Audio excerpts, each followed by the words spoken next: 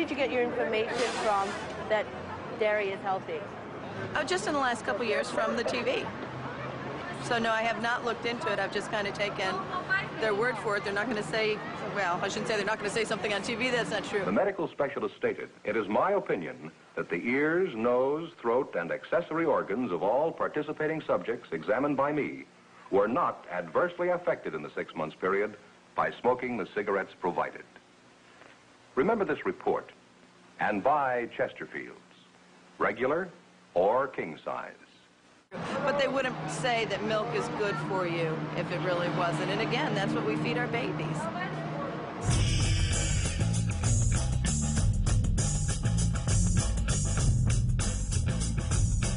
Looking at the meat and the dairy group, of those two groups, which should I give up? The question is, you should give up the dairy group. You'll get much better results than giving up the meat group. And the reason is dairy is basically liquid meat. It has essentially the same macronutrient properties, the same amount of fat, cholesterol, protein, lack of fiber, and so on. They're very similar in their nutritional makeup, but dairy has some extra problems, allergy problems, autoimmune diseases that they cause. They think dairy is health food. They look at a block of cheese and they think strong bones. They don't think glob of fat. So psychologically, they eat dairy guiltlessly, and they eat large amounts without any reservation. So if I was going to give one powerful message to a patient, to a community, to a country, to a world, is get off the dairy. You'll improve your health more than getting off the meat.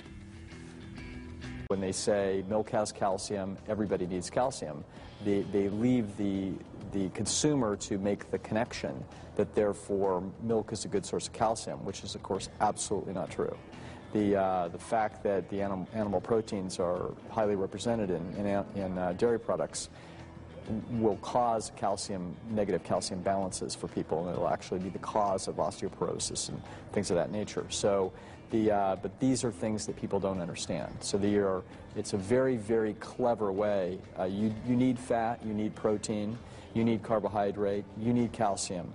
Yes, there are things in milk that you need, but you don't need milk to get them. The Wild West, the dairy industry can do whatever they want. They got the money, they've got the political control. There's nobody out there to put them in line, and so that's what they do. And USDA, their principal interest is protecting the livelihood of the livestock and dairy industry in this country. They also are the ones who then take this report and put out a very practical message for the public called Dietary Guidelines for Americans.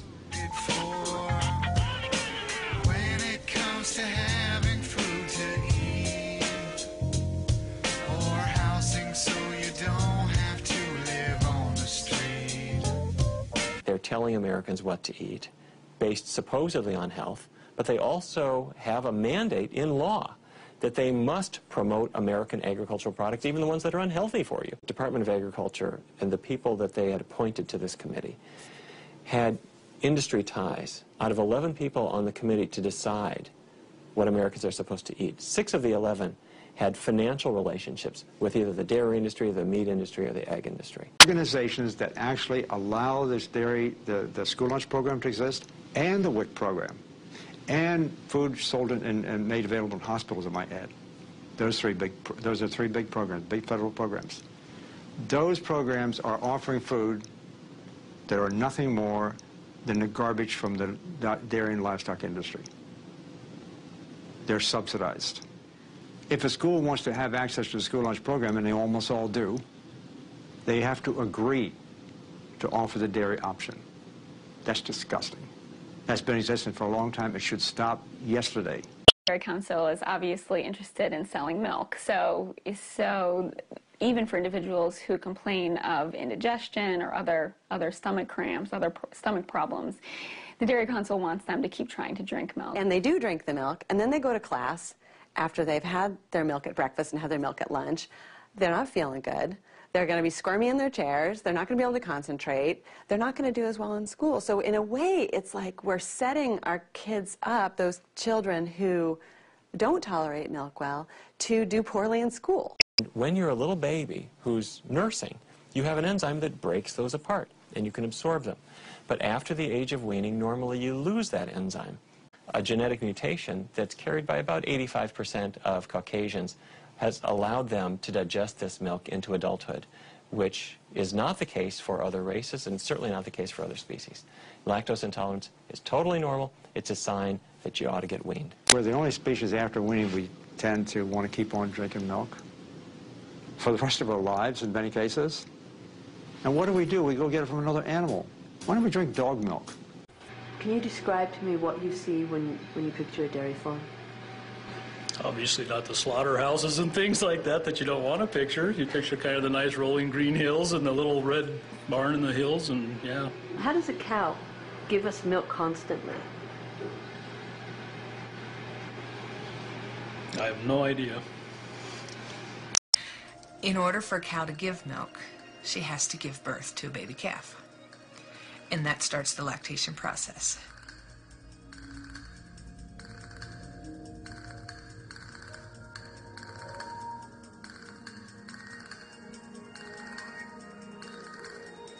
And the mama can't stay with the calf because she's got to milk. She's got all this milk she has to give.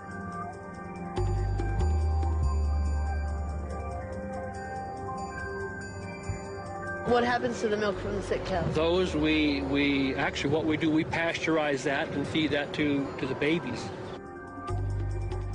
A cow can have an infection in her udder, which is called mastitis. So the somatic cell count relates to the incidence of mastitis. So if the cow has a low somatic cell count, and somatic cells normally occur in the milk. White blood cells are everywhere, right? And so they're in the bloodstream, they come into the milk, and they exist. White blood cells are pus cells. And in analyses of the dairy that's being sold, they have 350, 400,000 pus cells per cc, along with 25,000 bacteria per cc is found in regular milk that you buy in the stores. Blood cells are present just naturally to help the baby cow, but humans, when they're consuming cow's milk, that's really not a concern. And what it ends up really being is just basically pus that is present in the milk.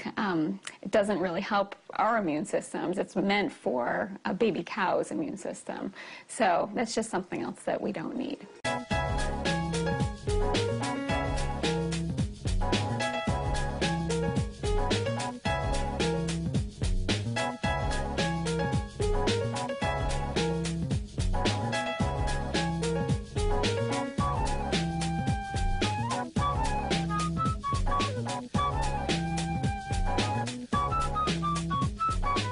Anytime you add hormones to something that's going to be consumed by humans, you're going to affect them in some way.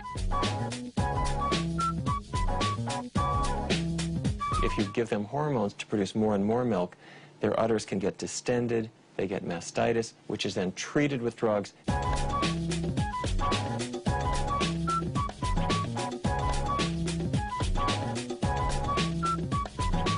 The 70 to 80% of calories from fat, most of which is saturated. People don't realize that. They think, oh, this is a health food. It's rich in calcium, but it's not a health food. It's terrible. The higher the dairy consumption in different countries, the higher is the risk for osteoporosis. It's not the other way around. Like the dairy industry, they've been getting away with that yarn for quite a number of years now. And they found that the countries where they were consuming the most milk, the countries where they're consuming the most calcium, had the highest hip fracture rates. It's actually opposite of what you would think. At Harvard, the Nurses' Health Study tracked women, more than 70,000 women for over 18 years. What they found is those who drank the most milk had absolutely no protection against hip fractures at all. The idea that calcium is going to build strong bones is a myth. Over and over and over again, they do these studies, they put more calcium in the system, and it doesn't help the bones. And if we learned about nutrition, what were the factors that cause us to lose calcium, and what foods we could eat to have calcium from a healthier source, people would be much better off, and their bones would be much stronger too. When you consume animal protein, such as found in dairy products or meats or eggs, you pull calcium from your bones and excrete it in your urine. It's the protein in our dairy-based foods that makes it more difficult for us to keep the calcium that we're getting from dairy products in our bodies. What happens is when you're consuming the animal protein, your blood becomes acidic and your body reacts by pulling calcium from the bones as a kind of buffer to neutralize the blood.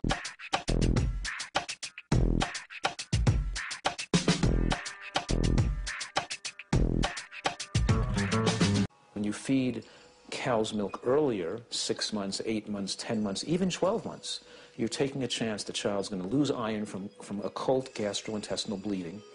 And because milk doesn't contain iron as much, and it's not as absorbable as it is from breast milk now, the potential is going to be there for iron deficiency when they're young. And iron deficiency in a young child can have effects on reducing their intelligence. And that reduction in intelligence can be there permanently for the rest of their life. So in this home daycare, do you give the kids milk? I have to give them milk at least 2 to 3 times a day. You have to? I have to. It's because of the food program that I'm on. One of the main factors is a high diet high in animal products, especially animal products that are high in saturated fat. And as I said earlier, that the biggest contributor of saturated fat in the American dietary landscape is dairy products, cheese and butter. Dairy products are a rich source of cholesterol and saturated fat, which are the two things you want to avoid if you're at risk for heart disease, or even if you want to prevent heart disease altogether. If you look at what's in milk and other dairy products, it's a recipe for a heart attack. It's got an awful lot of fat in it, mostly saturated fat, the kind that raises cholesterol. So if there was one food to wipe out to prevent heart disease, that would be cheese and butter. But when you have heart disease, you'd be crazy to eat pouring cheese and butter on your foods. But, go to a hospital and see what they feed them. See what they feed people coming out of bypass surgery. See what they bring to you when you're in a hospital. They bring you all kinds of high saturated fat dairy products.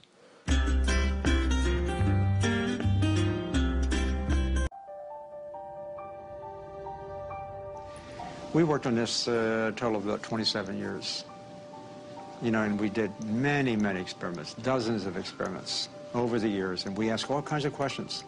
First off, is it really true that animal protein, in this case cow's milk protein, that it can increase cancer? Well, we established that point in spades. It was absolutely true. It was dramatic. And then we went to some other questions, like, for example, how does it work? You'd like to know those kind of things to get more confidence, and the more we looked at a very fundamental level, biochemical level, we could find out this was changed, this was changed, this was changed. A whole lot of things was just sort of going wrong to create this cancer phenomenon. And then we got to a point where we could actually turn on and turn off cancer development just by giving them cow's milk protein or taking it away. That was dramatic.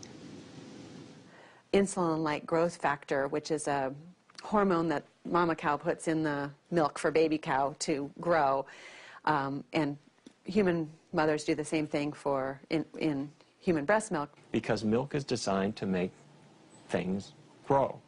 And so the mother cow is putting growth factors and hormones and nutrients into the milk to cause changes in the calf's body that make the calf's cells grow. When you're an adult, you don't need any more growth hormone. Growth hormone basically is looking around for something to do. If it finds a non-self cell or a mutated cell, then it can act on those cancerous cells and increase growth of cancer cells. Because when we're done growing, we don't need to grow anymore, and so but our bodies still think that something needs to grow. All of a sudden, here's cow's milk protein, the most sacred of all nutrients, I think, as we've been educated. It causes cancer. It's ridiculous. And the information we got on cow's milk protein would make it the most relevant, significant chemical carcinogen we consume. Now, the question is, why doesn't the public get to know this? We know that milk is associated with increased risk of prostate cancer. We know that milk is associated with increased risk of ovarian cancer. We know that milk is associated with higher levels of IGF-1, which increases your risk of breast cancer. We know all these things, but the public doesn't get that information. Who controls what the government promotes is all based on social and political concerns and economic concerns. It's not based on science.